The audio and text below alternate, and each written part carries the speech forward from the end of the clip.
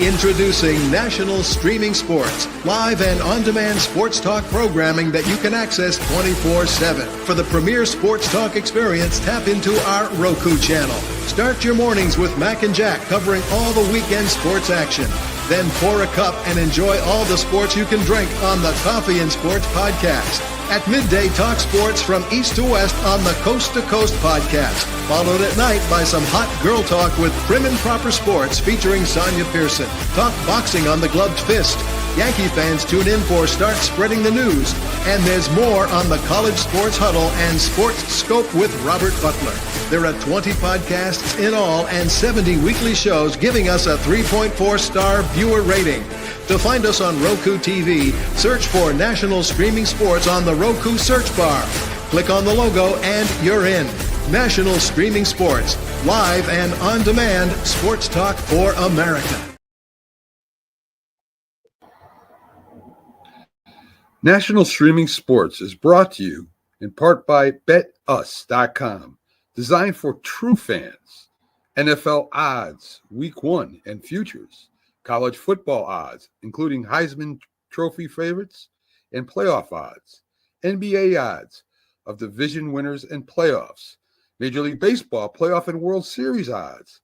The National Hockey League Conference playoffs and Stanley Cup odds. And boxing wagers.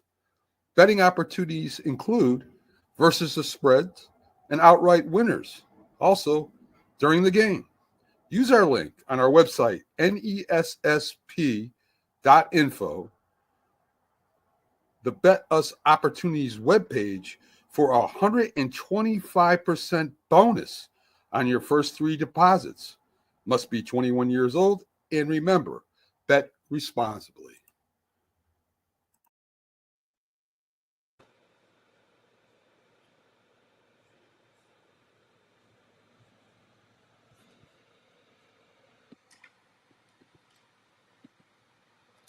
Good morning and welcome to the debate show. I am Sonia. I'm joined with Jack and J-Train. Good morning, gentlemen. How are you? Good morning, Sonia James. I enjoyed watching a little of your mock draft yesterday, but when I saw the part about the Jets taking Shedeur Sanders, come on. I mean, it was silliness. He's going to the New Orleans Saints. He's going to take the Saints on a Super Bowl run. You know, one of the years he's the Saint quarterback. And Justin Fields is going to take the Jets on a playoff run. There's a big difference involved. You can tell that Jack has been off this week because I didn't even get out the rest of my pleasantries. Jack, we're going to pin that for just a second. Download the Roku app so you two can be in the know. When we have discussions like this and more, 24/7 sports without the cost of cable. Matt, continue to rest up. We miss you. We hope to see you soon. Linda and Mac, the great production team behind us at National Streaming Sports. We thank you for all the 12,615 follow, subscribers, and likes. And we encourage you to follow us on all the socials at all times. Let's talk about that, J-Train. What are your thoughts? Because the Saints are your team and the Jets is Jack's team.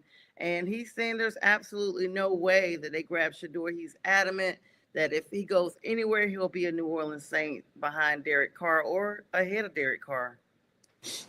Look, I know if I mention this, I'm going to be repeating the same thing that I said before. And I know Jack is very adamant about the Saints grabbing Shedeur Sanders and the Saints becoming, or Shedeurlians, as they like to call it. I just don't see that happen. And if it happens, I'm all for it. I'm not going to, not take him. I think he is a talented quarterback, and I think that, as Jack alluded to, that he has the potential to lead, to have championship aspirations and achieve them. But I just don't see him falling past those top 3 teams, and 2 of those teams were there for him. And I think he just recently had a workout with the Giants. And as I said last night, I think he's going to the Giants. And look, Saints are in the shambles, and I still don't have problems with Spencer Rattler. I think Spencer Rattler has some talent there, and they can work with him. It just all depends on, like one of the other the guys last night mentioned about whether or not Spencer Rattler is Kellen Moore's guy. We'll see. I mean, he's not his guy, but whether or not he endorses him is the question. Absolutely. Jack, you have any rhetoric for that? Yeah, I mean, anything's possible in the draft. Don't misunderstand me. Travis Hunt is the guy that the Giants absolutely want, and they'll 100% take him ahead of Shedeur Sanders. But if the Browns take Travis Hunter, that leaves Abdul Carter.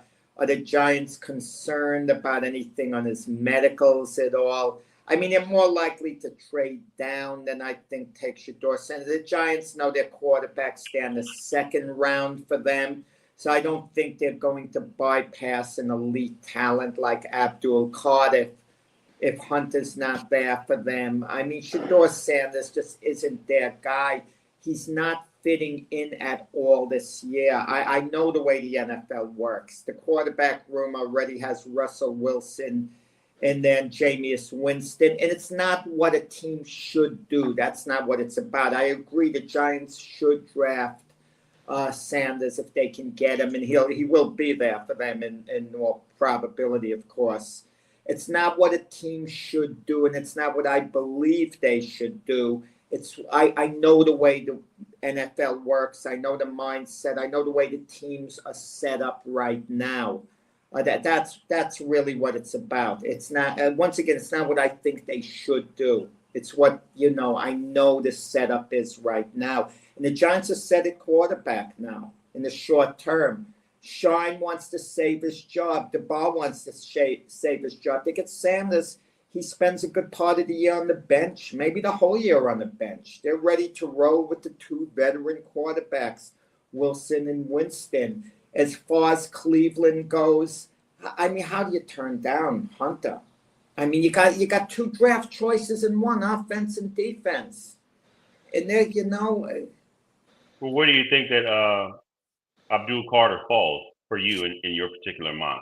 I think the Giants take him. I think he'll be there at number 3. I think the Giants get upended and Cleveland goes with Hunter, at number 2. But it's unpredictable whether they, want to match Abdul Carter, with Myles Garrett. That would be a pretty ferocious pass rush. But, and again, it's not what I think they should do. I think the Jets should draft Shedeur Sanders if he's there. Absolutely. The Giants, absolutely. It's insanity to me that they wouldn't be doing it, unless you get Travis Hunter, because he's so great. He's going to the Hall of Fame right now. I mean, this guy will be a Pro Bowl on offense and defense. I mean, right off the bat, he's that type of talent. But, a team, there's always the X factor that a team could trade up, okay? I mean, who knows? But how many teams in the market, they need a quarterback bad enough? Think of it. I mean, if the Steelers going to give up all this draft capital, they could take Jackson Dart later on. I mean, they could take Will Howard or whoever else. There are a couple of guys, Slough. There are guys out there that are somewhat appealing. Yeah, and since we're starting to draft off one of our debate questions every Saturday, we have a debate scenario of questions, a panel of questions, most of the time posed by Jack. And today's questions are posed by Jack. And so since we're already talking about the draft, let's go ahead and start with his fourth question that he posed for us. When Travis Hunter is drafted, which we know he will be, should he be allowed to play on both offense and defensive sides of the ball? That's our first question for our debate show today. And good morning to everyone coming on. Welcome to the show. J Train, you want me to go first? And since you mentioned it, why don't you go first? Absolutely. Why wouldn't you want to play him at both ends of the ball? He's going to be great right off the bat. We were talking about the Giants before. Put him on the other side of Malik Neighbors. That is scary. That is scary. They can't double up on either guy. I mean, he's a great receiver. The only question with Travis Hunter is he better at cornerback or wide receiver? But it shouldn't matter. Play him at both ends. Now, I hear this stuff about the injury factor. Oh, this is the NFL. He can get hurt. He can't take the physical rigors. I was hearing about Bryce Young. He was going to be out of the league because he was too small, because he couldn't take the pounding. He hasn't gotten hurt. Devontae Smith, the great Eagle wide receiver from Alabama. Oh, he's too light. He's only 170 pounds. He can't take the NFL hits. We're very concerned. He hasn't gotten hurt at all. I mean, and when he's at cornerback, Tavarius Hunter, he's going to be doing the hitting. He's not going to be the one getting hit usually. He's going to be doing the hitting. And how many times during a game is a receiver actually hit? When you think of it, even if he is, big deal, he's a phenomenal athlete. Fluke, he got injured before, was a late hit. Fluke injuries happen. Any athlete, no matter how tough they are, could get hit in the ankle, could get hit in the knee. Those type of things happen. But he can certainly take the physical rigors. Play him as much on both sides as the ball as he could stand. He gave the teams an ultimatum, which no one believes. He's going to retire if they don't play him both ends. Of course, he's not going to retire, but he's calling the teams out, and he's making it clear. So any team that drafts him, when he starts speaking out, he should be playing both ends of the ball. He's not being a malcontent because he's made it clear now, whoever's drafting him, what he expects. Okay? So you draft him, you better play him on both sides of the ball, and he's going to be great on both sides of the ball. You guys know how much I love Shedeur Sanders. I think he's going to be really good. But Hunter's the one player I could see, even if you need a quarterback, drafting ahead of him, because he's like 2 number 1 draft choices in one you're getting. You agree, J-Train? Well, as far as the question goes, should they allow him to play full-time on both offense and defense? I say yes, as Jack said, but I say yes in the short term. The reason why I say that, I said it yes in the short term, is to allow him to see the rigors of the NFL and how drastically different both the NFL and NCAA or college is as far as how strong. Look, when you get into the NFL, you got guys that were great in high school, great in middle school, great in college, that sit the bench, that are on practice squad. And these guys are trying to make it. I'm just telling you how much of a pyramid it is trying to get to the top. And there's not much room up there for everybody, all the great players to play. You're playing with a whole bunch of great players. So it'd be disingenuous for me to say yes, that he should play full-time and there's been rarely any player that has played full-time. I've done some research. Chuck Bednarik played both center and linebacker when we're looking at a player that played full-time on both sides. But you look at the guy and look at what era he played in football and look at the size. Playing center and linebacker. You also had Troy Brown. Troy Brown played DB for the Patriots, and he also played wide receiver. But pitch counts, he was allowed to do these types of things over time, and he wasn't like a true standout wide receiver. He was great. He was great for what he was. He was an 8th round draft pick. We're talking about a guy that's a blue chip player in Travis Hunter that is going in the first round in the first top 3 picks, likely. On all likelihood, he's going in the first top 3 picks. So you have someone that you're investing time in, you're investing money in. At the pinnacle, your expectations of him is to be, a 7 to 10 year Pro Bowler or an all pro to be elite, and he has the elite traits, but I think he has the elite traits to be starter on one side and pitch count on the other, because the rigors are just too tough. But I heard Cam Newton say something when I was doing more research on it, and he said, you know what? Because he agreed with what I said, but he had to stop himself and said, I can't judge a man on what I know from my own expectations. I have to allow somebody to say, I hope he becomes the first to be able to do this type of thing and do it full time. The way he's done. I want him to succeed. I just don't see it happening. And I agree in that aspect. I don't see it happening. He's not that big a guy. And I'm not saying that offensively, the rules do favor him to allow him to try to succeed and at a full time. But man, I'm just telling you, just that it's just a different level to play on. And so I hope he succeeds and gets it done. I'm not just saying he shouldn't, but I'm just saying I just don't see it happening because of, and I think him playing full time on both sides is definitely going to shorten his career. It would shorten at least the elite level that he's trying to achieve. It would hamper that to some degree. And it's funny you brought up Cam Newton's stance on that, because I was going to bring that up in the end. I actually read up on this because I was like, how many times do we actually see this happen in the league? How many times have we seen it? Of course, we bring in players that are extremely versatile. Sometimes we have players that may have played a position in college and they may play a different position, but it's usually on the same side of the ball that they played before, that they have experience with. But I like what you said. This increases the likelihood of injury. And I think that's something that we don't necessarily think about, because if you're playing on the defense, particularly, then you are making the hits. On offense, you're receiving the hits. And so that's going to be extremely difficult, not impossible, but definitely something to think about. Jack, do you agree? Obviously, the more plays that you're in a game, the more likely you are to get injured. I mean, that's any player. Obviously, the player least likely to get injured is the backup quarterback. He's less likely to get injured than a starter. Yeah, you can't worry about the injury factor, per se. You mentioned Chuck Bednarik, how the game was played then. The game was tougher then, okay? They were allowed to pile on, take extra hits. And in the 1960 championship game, when the Eagles beat the Green Bay Packers, Chuck Bednarik was on the field for every play, offense and defense for the Eagles, made the last tackle of the game when the Packers were driving downfield.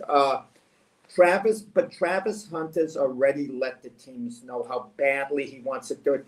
I wouldn't like Jay Train you to be my coach. You'd be a little too tough by wanting to teach him a lesson off the bat. Yeah, let him play both ways. Let him get pounded. Let him see what it's all about. And then he's going to say, hey, I understand, coaches. I'm going to back off. No, if you're going to do it that way, you do it the opposite way. You kind of get him in little by little. You get him in situations in the beginning and let him know you're going to build up to full-time status. But the goal has to be to play him on both sides of the ball full time. I mean, he's going to be your best cornerback on the team if you have him. If he goes to the Giants, and my feeling is he's going to wind up as a Giant, even though it's 50-50 whether Cleveland's going to take him or Abdul Carter. But if he's with the Giants, he's going to be your second best receiver next to Malik Neighbors. Your second primary receiver. Malik Neighbors will be the guy, one, and Hunter's going to be 1A. If he's with Cleveland, he's going to be the guy at wide receiver. And who do they have there? Denzel Ward.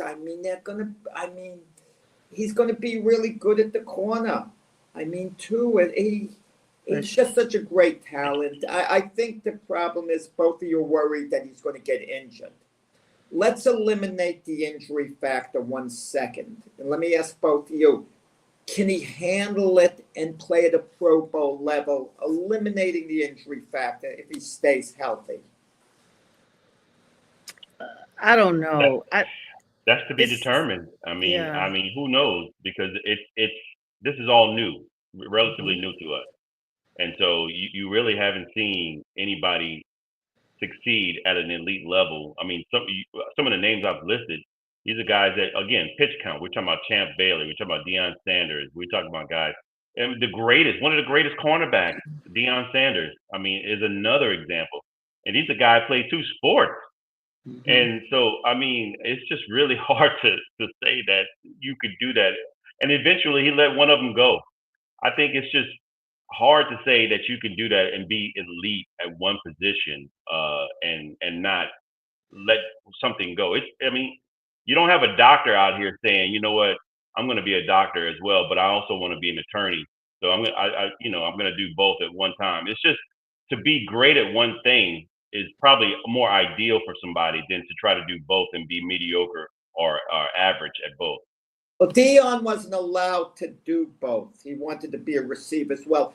And isn't it Deion Sanders who's saying that Hunter should play both full time? He's the one that's saying it. So isn't he qualified? Isn't he more qualified than us to know? Yeah. I mean, he's actually played. I would agree with that. I agree with that. But again, we have not seen. We're talking about a guy that he's not that big. He's not that big of a guy. He's muscular and he plays great. But man, I've seen one guy knock him. I mean, when he played the kid from Colorado State, it was a cheap shot, mind you. But when he hit him, man, he laid him out. And so and that can happen if you're playing one position or not. I'm just saying you're taking. I mean, the chances of this guy playing both positions, if he does get hurt, you're taking two positions out at the same time as well. So that's something to consider. I mean, if you're taking one position out if you only play him one way. So I'm saying if he gets hurt and he's playing two positions, you're losing two positions off top. But he made it clear, as clear as could be, I'm going to retire, which he's not going to, of course, unless they play him both ways. So any team drafting him now, I feel they have kind of an obligation. They know his situation. If you're the Cleveland Browns and you're not planning to play both ways, you better draft Abdul Carter or Shedeur Sanders or whatever, or whoever. Same thing with the Giants. Don't draft them unless you're planning on playing them both ways. I just feel so different about that with these players coming in with these demands. I mean, you haven't even made it into the league yet.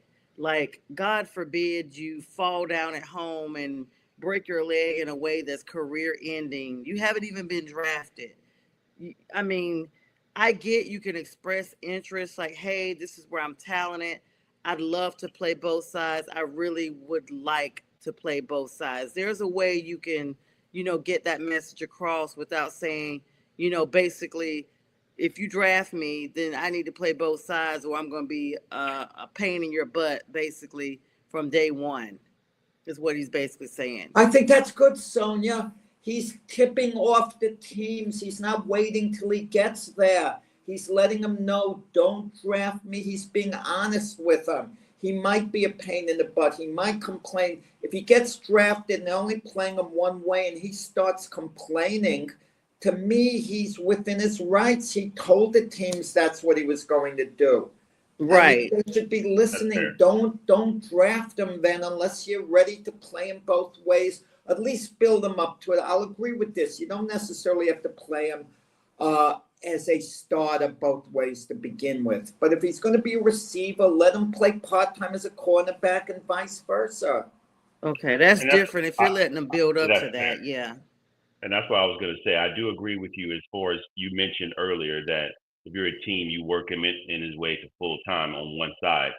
But I mean, man, good luck to him. And I hope he does succeed and then pull us off. But he would definitely be the unicorn to do it in all the years of NFL that it's been around.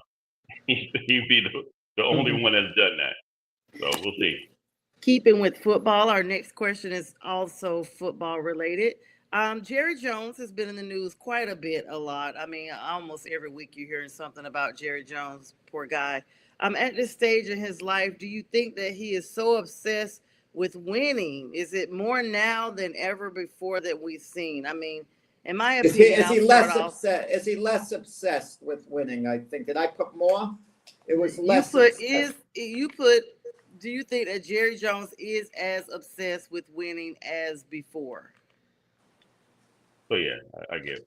So I'm saying I'm going to put my spin on it real quick and just basically say Jerry Jones is getting up there in age. It's with anything that you're kind of coming to a close. I can only imagine with the end of your life itself. There's just certain goals you have in mind that you really go for them a little bit more. We kind of timestamp everything as far as accomplishments in life, and this should be no different than Jerry. All right, Jack, whichever one of you guys want to go first? Yeah, okay, I'll talk. The term is, and we hear this in sports, has someone lost something off their fastball? and it's not related to baseball. I mean, are they quite the same person? Do they have that edge? Remember the Rocky movie about Eye of the Tiger? Mm-hmm. Does Jerry Jones have the eye of the tiger anymore? Winning was so important for him year after year after year. He didn't quite get it done outside of, the Jimmy Johnson era, even though they had some good years. But last year was the first year which they didn't really make any moves. And you wondered what was going on with Dallas. But since they were coming off 3 12-5 seasons in a row, we were willing to give Jerry Jones some slack. Look, they've been winning. They've been very disappointing in the playoffs, but they've had good regular seasons. So, maybe he knows what he's doing. Last year, they were 7-10. He made no moves in the offseason, saying the team's going to be all right. They weren't. This offseason, you'd think Jerry Jones would want to create a buzz, make some really impactful moves. He hires Brian Schottenheimer. Now, I know he reached out to Deion Sanders, but that was superficial in a way. And Deion Sanders, by the way, he thinks the world of Jerry Jones. He thinks he's a great guy, a great man. And had Jerry Jones been very serious about hiring Deion Sanders, the old Jerry Jones may have been able to sweep Deion off his feet. May he would have told him, look, I don't know, am I going to be in a position to draft Shador, but I could draft your other son. We can get him, and then we could work things out. But this version of Jerry Jones has seemed, I don't want to say it's given up. It's more like just a businessman. It's kind of flat. He doesn't have the it factor anymore. I mean, he's not in the news the same way. Jerry Jones would always like to be in the news with these big moves and this and that. I just think he's kind of lost his edge. I think he's thinking more like a businessman, looking at his bottom line, how the Cowboys are doing, they're making money. And I think in a sense, I don't want to say he's given up, but it's just not like he's obsessed with winning. He just has to win. He has to turn things around. I just don't think it's like it was before. Maybe I'm imagining it, but that's the way it seems to me. Jay Train? There's a difference between being obsessed with winning and actually winning. This guy's still obsessed with winning. There's no way. I mean, it's obvious and evident because he would have gave up that GM job a long time ago. He would have allowed somebody else to take control of the reins, and you got somebody that's just there's a reason that he's as successful as he is. I'm pretty sure he's OCD. I'm pretty sure you can tell this is that type of personality that wants to be in control of everything. This is every aspect of. If he could, he'd probably be the head coach of the team too as well. But obviously he can't. He cannot. So I would think that this is a guy very obsessed with winning still, but he has limitations. Obviously, he's aging, and so who knows what aspect we're talking medically. There may be some level of early onset things I don't want to wish on anybody. But obviously some things you notice with Joe Biden. There were some obvious things that were happening there that no one talked about or put it out there, but you can if you're in the medical field, you start noticing different things about a person that's drastically changed. So, is he still obsessed with winning? I still totally believe that he is. I look, we just look at the past history. Obviously, you get a taste of that winning, and you get it consistently in the '90s when you had those great players that Emmitt Smith, Troy Aikman, Michael Irvin, all those greats that they had on that team, and they were able to win. If they hadn't got rid of Jimmy Johnson, they probably win 4 Super Bowls straight. 3, it's just how great that team was. Don't go there with that. Come on, they may not have won another Super Bowl if Jimmy Johnson was there. We don't go there with that. Let's leave that alone for right now. You can make that another debate question for another time. But I do think that, you look over the time, and like you mentioned, you alluded to, when Jimmy Johnson was gone, they still were good. His job as a GM is to put talent on the field. If you remember in 2007, they had 13 Pro Bowlers on that team. 13, which is astounding. So again, he's obsessed with winning. They just can't get over the hump. He got, I mean, in this past few years, 12-5. I mean, again, they're obsessed with winning. Just for whatever reason, they're not getting over the hump. So he can't get on the field and coach. He can't get on the field and play. He can only do his job here. Now, in the last season or two, is he maybe getting tired? Maybe he's wore out. I still think he's obsessed with winning. You don't get to where you are at that level as a billionaire or whatever it is without wanting to win still and continue. I think to the day he takes his last breath, he's going to want to win. When you look up Jerry Jones on social media, on the internet, first of all, his name is Gerald. I don't know if y'all knew that. Jerral, Gerald Wayne Jones Sr. So I'm going to start calling him Gerald. I like that name. I like the way they spell it. Gerald Wayne Jones Sr., 82 years old, y'all. $17 billion. The first thing it says, he's worth $17 billion. And he's known as an American businessman. They don't say sports figure. They say businessman. When you look at that, he purchased the team in 1989, and within the first 7 years of ownership, he's the only NFL owner to win 3 championships within his first 7 years of ownership. He set that precedent. His leadership in sports marketing and promotions has impacted the Cowboys and the NFL as a whole. So he came in as a trendsetter. He came in as a business person and mogul. I mean, you don't see any of the other ownership. Arthur Blank, for all the money he's worth with Home Depot and the Falcons and you name it, he still has not touched the level of Jerry Jones. It has to be said, the fact that you purchase a team and don't just get 1 championship within the first decade, but 3 within 7 years, back to back in some sections. And now it's been 30 years, close to 40 years now, that they have even donned a Super Bowl field unless they had tickets as a spectator. It has to be known in him that he took something so great. This is where the America's Team slogan came from. That they're setting the precedent. As much as we don't really care for them and their fanatics, their fan base, you have to put, as they say, the respect on it. And you have to think that he would want to leave this NFL legacy, even if it means retiring, just as he brought it in, on the same level of greatness. Obviously, he wants to win. No one's saying he doesn't want to win. Is he as obsessed with before? Is he as fanatical about it as before? Probably more and so. It wouldn't seem that way. He would be, Sonia, he'd be making moves. What moves is he making? He sat pat last year. I mean, the way 1 year ago they won their division, they were 12-5. They were ready to make a great Super Bowl run in the playoffs. And they got upset by the Green Bay Packers. No one saw that coming, and they looked dreadful and was at home. Mm-hmm. That shocked the heck out of virtually everyone, the way they exited after such a good regular season. And you'd think he would want to make some impactful moves, but he sat pat, during the year, figuring we were a good team. We just played poorly in the playoff game. Okay, I can understand that, but now they went 7-10. Where his move, Zach Martin, his Hall of Fame to be God, is retiring. Okay? I mean, the big talk is, is he going to sign Micah Parsons, which he probably ultimately will.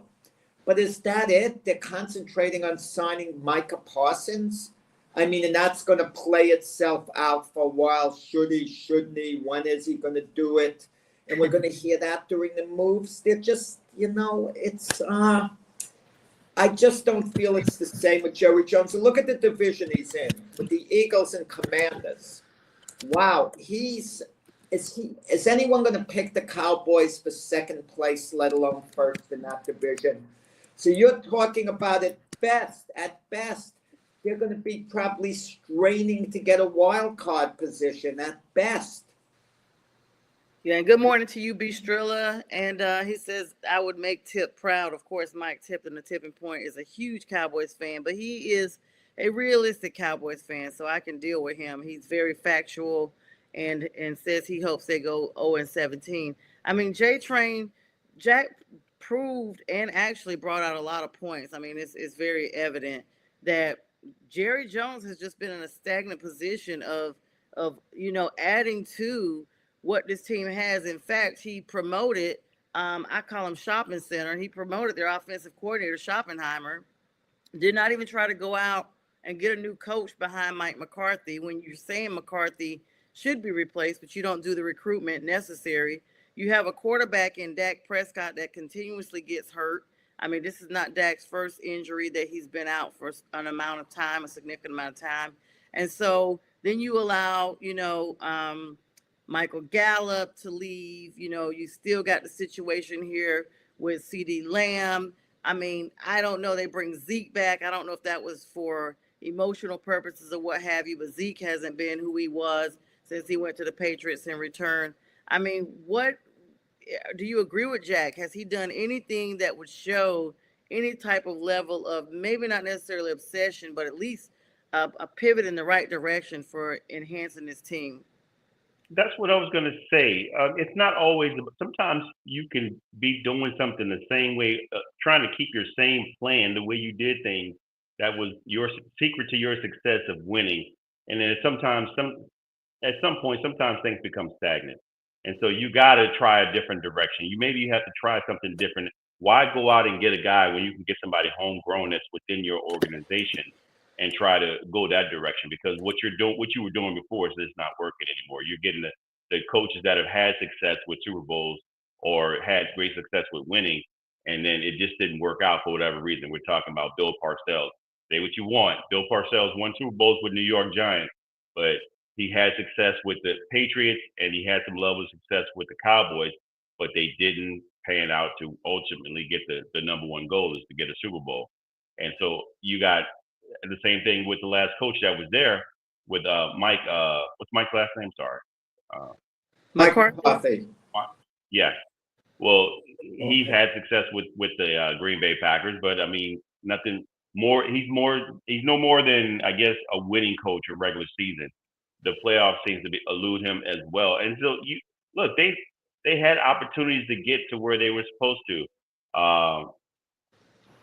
When Tony Romo was there and what's the kid's name? I can't think of his name. Jason Witten was there. Des Bryant. I mean, you had all these players.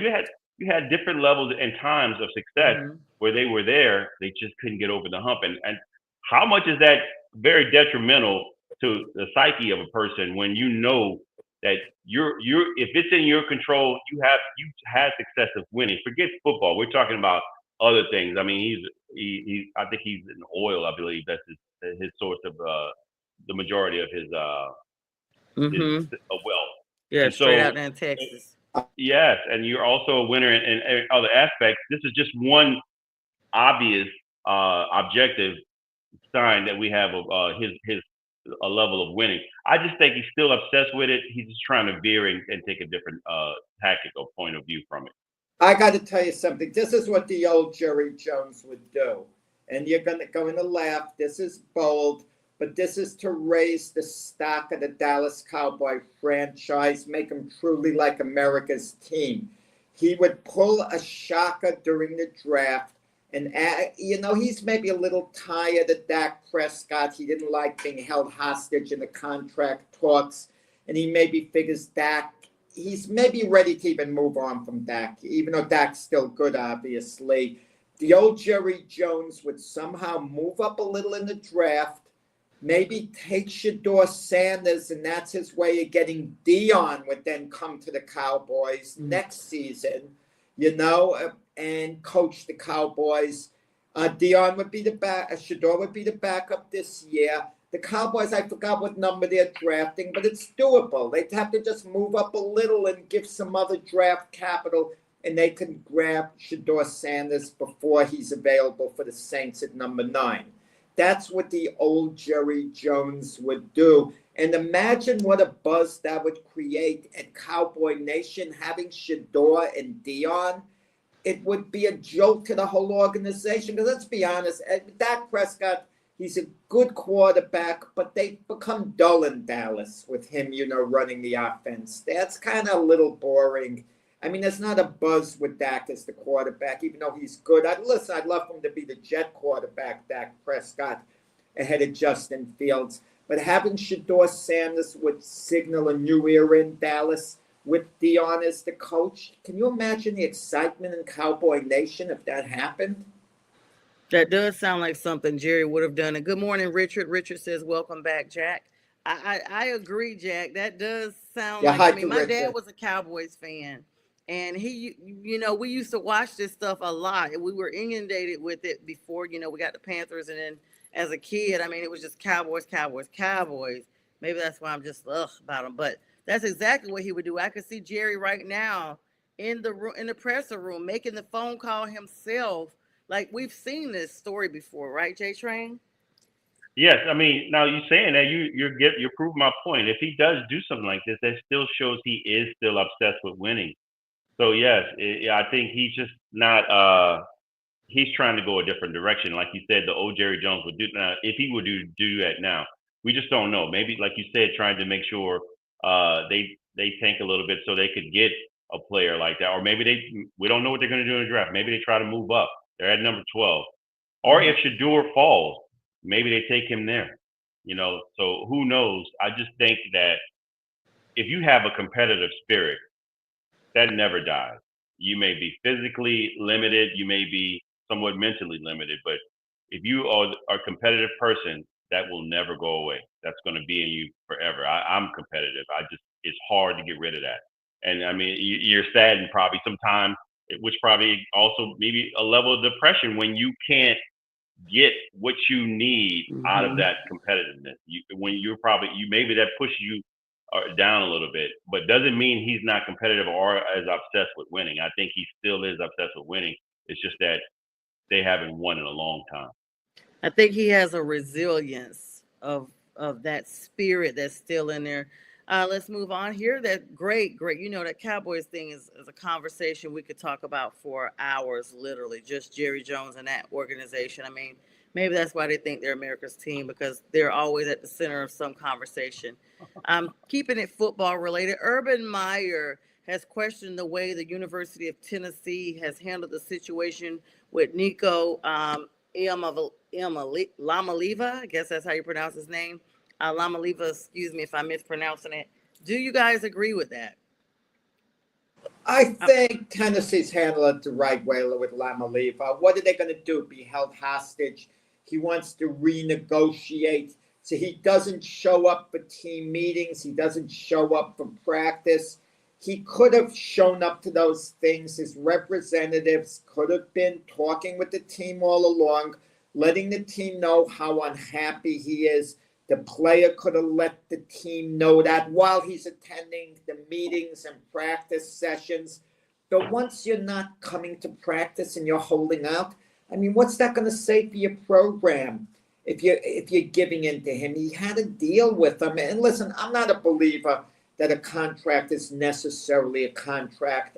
If an athlete signs a bad deal and he's outplayed the contract by far, you work something out with him. You readjust it somehow. Like when Magic Johnson signed a 25-year contract with the Lakers for $1 million a year, it seemed, oh, what a deal. Magic's getting a whole $1 million a year for 25 years. Well, in a few years, that contract would have been a joke. What are you going to tell Magic Johnson? No, a deal is a deal. You got to play the rest of your career for $1 million a year. That would have been ludicrous, at that point.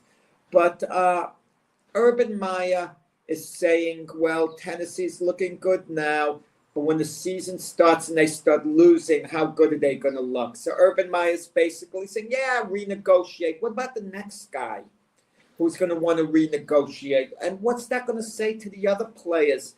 Your star quarterback is holding out, not attending to meetings the coaching staff gives into him.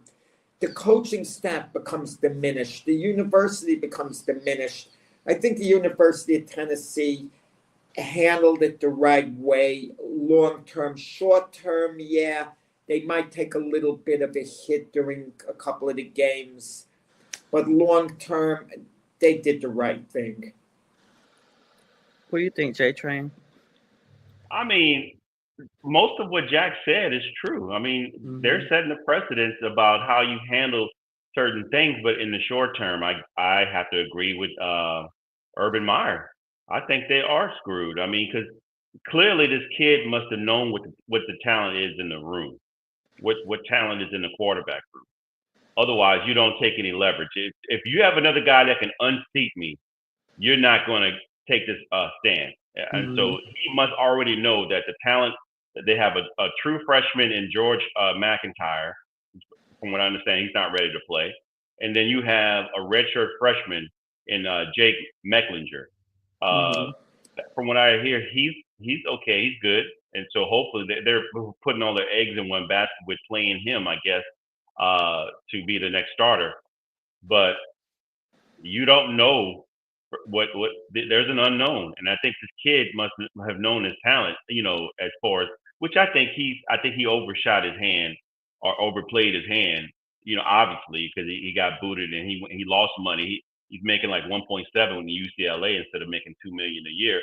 So well, is he going to UCLA? Is he definitely? He's not at UCLA. Didn't commit to him. I think he did. Yeah, I think they did. You think he did? Okay, but that tells you a lot. He's making less money. So yeah, absolutely. He also reached out to the University of Oregon when he was with Tennessee to see how interested they were in him. I mean, that's and the coach from there ratted on him. He ratted on him and went back to Tennessee. This is what your players are doing, and so clearly respect to Oregon for getting in touch with Tennessee and letting them know. Yeah, I mean, this is regardless of how we feel, which I agree with you that this shouldn't happen. This is where we are now. Until they get regulations and figure out some rules about how you handle this, this is the Pandora's box that's just been opened. So now other kids are going to start doing it. It's going to start happening. But to answer the question, in the short term, Tennessee is screwed. I don't think Urban Meyer knows what he's talking about. Urban Meyer has, regardless of how you feel about him, he understands quarterbacks and he understands football and the level of play. And I'll go on to say that Nico he was good. I mean, he had like 2,600 yards passing, 19 touchdowns, 5 interceptions, and a 70.5 QBR, and he rushed for 358 yards. But there's some moments where he just wasn't that. He didn't, for the money that they paid him, he didn't live up to the billing.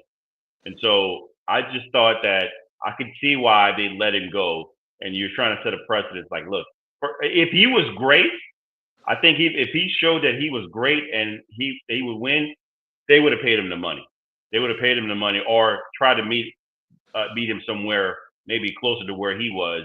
But he wasn't, and they let him go. And so they felt like they have another guy in the room that can help them. So we'll see. But I think they're screwed.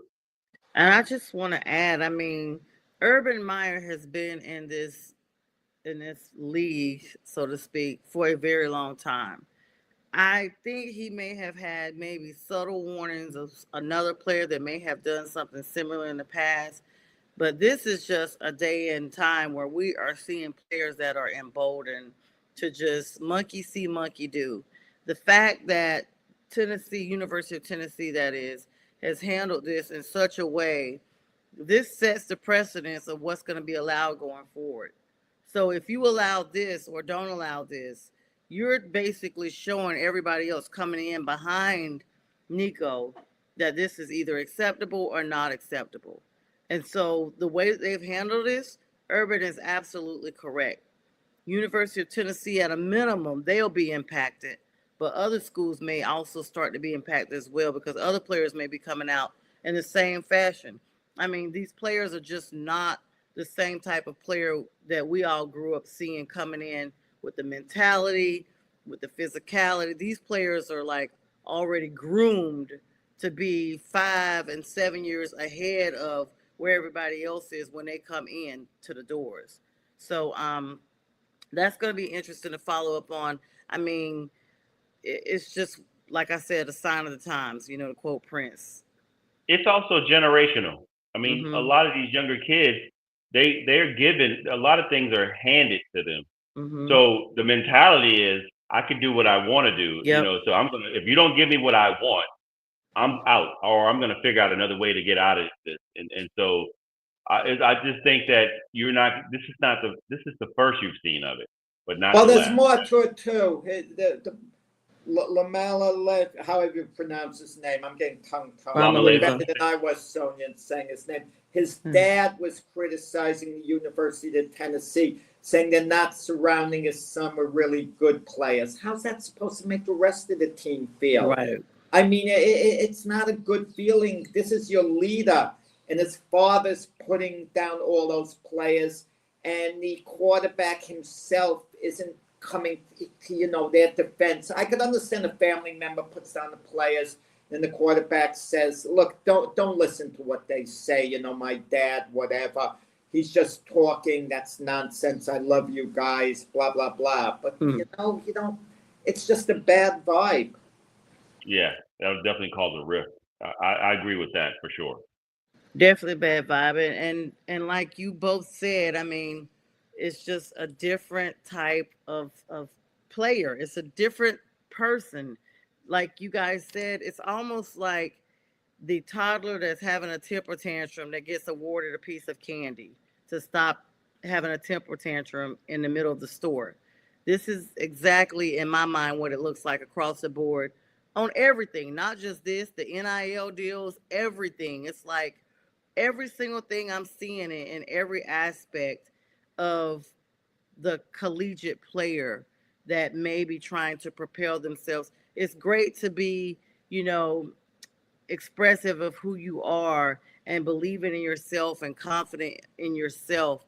But it's different when that type of confidence bleeds over to maybe someone who is not there yet. And then, teams always talk about the importance of mental health. There's a difference in, elevating yourself and browbeating your fellow teammates. So, I'm sorry. Not just that. I want to add on or piggyback what you're saying. The level of, like you said, it's not just the money, but how you approach and talk to people. I mean, trying to groom them to be young men or groom them to be excellent players or through constructive criticism.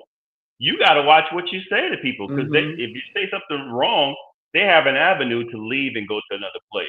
Yes. There's no I'm just going to stand here, take my lumps, and move and learn from them and move forward. I'm not saying this to everybody, but I'm just saying, just judging by how some of the things I've seen with the transfer portal, it's easy to just get out and yes, like I'm out, like a box of Kleenex. Just pull one out, and the next one's there.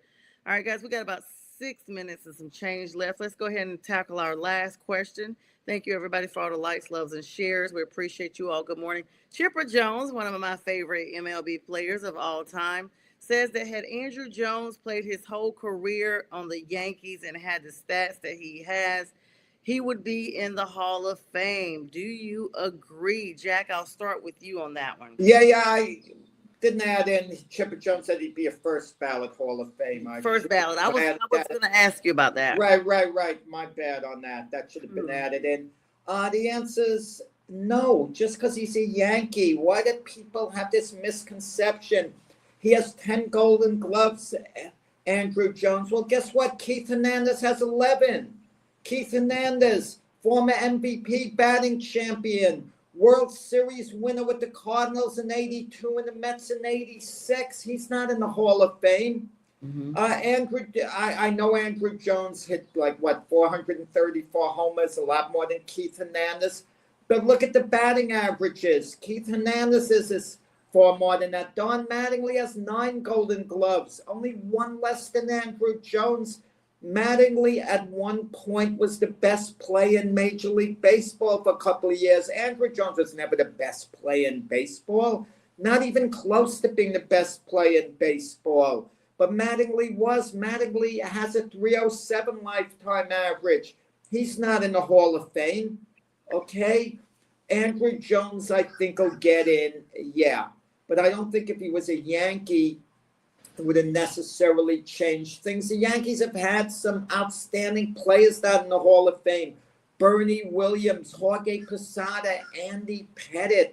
What are you going to tell me if they played elsewhere and had the career they had? Some people would have said, oh, but if they were Yankees, they'd be in the Hall of Fame. You know, Andrew Jones was a Yankee. He was a Yankee. People forget that late in his career. So he had that profile of being a New York Yankee. Andrew Jones, to me, should get in the Hall of Fame. He would be deserving of getting in. But don't give me this New York bias by saying, oh, they get favors in New York that they don't get elsewhere. It doesn't work that way. I mean, even though it's people's, perception, that's what it is. Well, I mean, he played the majority of his time in Atlanta. I mean, a decade in Atlanta minimum. Then he was in Texas for only one season. Then with CWS in 2010. Then with New York. He only did 2 seasons, his final seasons in New York. I don't know if it's a sense of crowning you once you can become a Yankee. It's a sense of, promotion in the league or what? J-Train, what are your thoughts? Now, see, this kind of stumps me because I didn't realize that we were talking about first ballot. No, I don't think he should have been first ballot, but I mean, definitely a Hall of Famer for sure. I mean, most of his time was with the Braves. And so if you look at it, he averaged 30 home runs and 100 RBIs. And I mean, man had 10 straight Golden Gloves. So, I mean, if you had to judge him, let's just say if we shorten his career, because I mean, subsequently after that, he fell off drastically when he statistically, and he kept getting bad. I mean, strikes increased, and he just wasn't as good as he was before. But during his peak, man, with the Braves, he was on it. He was definitely on it. Mind you, he only had one season with a 300 batting average, but I mean, everything else was. I mean, as a two-way player, this is the guy who's a power hitter. And he was a great defensive player. I mean, probably one of the best at that time. And so, yes, does he deserve to be in the Hall of Fame? I would say that, but yeah, I have to agree, not a first ballot with all the people. Yeah, Chipper Jones felt that way. Look at the other Brave players. I'm not certain about this, but I forgot. Sheffield. Holtz is probably a first Gary ballot Sheffield. Hall of Famer. Greg Maddux, probably a first ballot Hall of Famer. Tom Glanville, I think, was a first ballot Hall of Famer. So you take their pitching staff. They played for the Braves. They were first ballot Hall of Famers. So I don't want to hear, with Andrew Jones was a heck of a player. I mean, he is going to get in the Hall of Fame at some point. But just because had he been a Yankee, it doesn't mean he would have gotten in on the first ballot. I mean, it's this New York bias we're hearing, again. Listen, New York set the precedent. Can I tell you someone who was as good in his position as Andrew Jones was in his, if not better defensively? Greg Nettles in the Yankees. He's not in the Hall of Fame. He's not even in the Yankee Monument Park, which is their equivalent of a Hall of Fame. And defensively, he's as good as his position as anyone has been in at theirs. But I mean, that's hard to really put that into perspective because the Yankees is one of the most storied history franchises in baseball, all of baseball. And I mean, all the great names that have come out of there and gone to the Hall of Fame, it's really hard to say, okay, yeah, so the one guy didn't get in. I mean, it's just so many greats on that team. I mean, in their storied history to say that. But I mean, we're talking about the Braves here. And so the guy that had 10 straight seasons of 10, I mean, and batted 30 and 100 RBIs while he was there. If you had to judge him off of that, would you not make him first ballot? If his season, let's just say his career abruptly just ended after he was with the Braves. Because I mean, subsequently, all those, I mean, he was just pretty much trash with the Dodgers and the Yankees and with the Rangers, I think he was with as well. Yep. Yeah. So. I mean, Yep. So definitely a Also, controversial thing. And guys, that's all the time we have for now. Great questions. Thanks everybody for the likes, the love. I will see you guys tomorrow morning, 8 to 9 on the Sunday morning Big Sports Show. Thank you, Jack and J Train. And we wish you both a good day as well. And happy Easter, everybody. And best Football of luck. season is here, and SeatGeek is my go-to for buying tickets. Now, with SeatGeek, every single ticket is backed with their buyer guarantee. We've all had plans change, and when you can't make it to the big game, You're watching National Streaming Sports. Over 20 podcasts, 70 shows, and a 3.5-star rating on Roku TV.